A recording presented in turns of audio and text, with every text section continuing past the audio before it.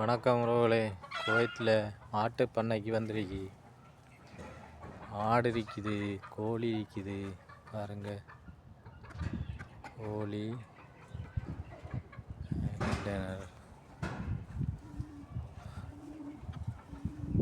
புறாவும் இருக்குது.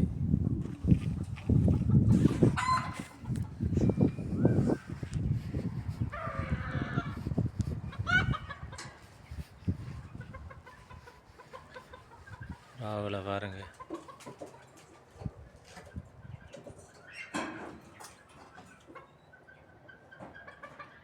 இதுதான் வந்து ஆலா புறான்னு ஆலா புறா வகையை சேர்ந்தது. அடுத்தது சின்ன புறாவில் இது அறிகிறது.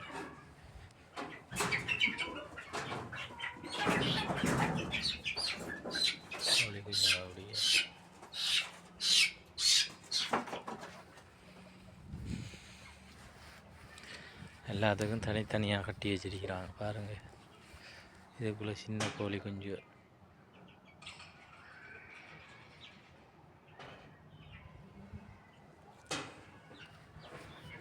இதெல்லாம் வீடு, அவங்க தங்குறதுக்குரிய வீடு, பெரிய இடம்தான். இலங்கையில் வந்து இப்படியான இதுகள் வந்து நம்ம கிராமப்புறங்களில் இருக்கும். அந்த மாதிரி இங்கே வந்து ஈச்ச மரம் தானே ஸ்பெஷல், அதால் ஈச்ச மரம் இருக்கு. நம்ம நாட்டில் தென்னம்பிள்ளை அந்த மாதிரி இருக்கிற மாதிரி இங்கே ஈச்ச மரம் இருக்குது. ஆடுகளை பாருங்கள், இது வந்து செம்மறி ஆட்டை சேர்ந்த இதுதான், வித்தியாசமானது கிடா இதுதான்.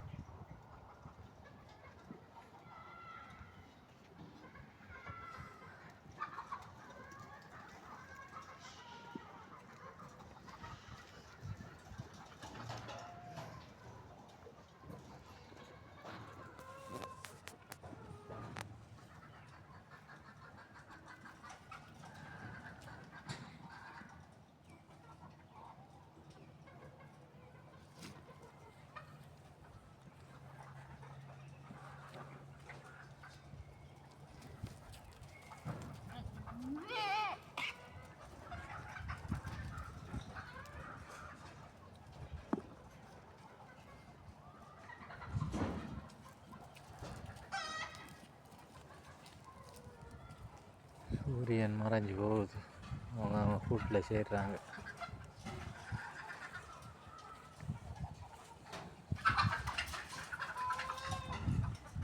குவைத்தில் இருக்கக்கூடிய நண்பர்களை பார்த்தீங்கன்னு சொன்னால், உங்களுக்கு இதே மாதிரி பண்ணைகள் இருந்தால்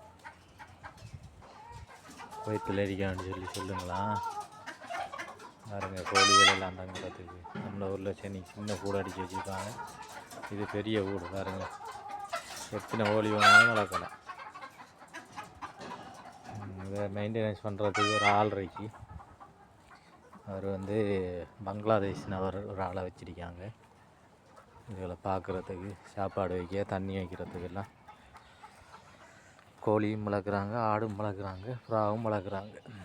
எல்லாத்துக்கும் அதுக்குள்ளேயே தீனி இருக்குது, சாப்பிட்டு நிற்காங்க. பாலைவனத்திலும் ஆடு கோழி எல்லாம் வளர்டுது. பாருங்க, அழகா இருக்குது. செம்மறி ஆட்டு இனத்தை சேர்ந்தது.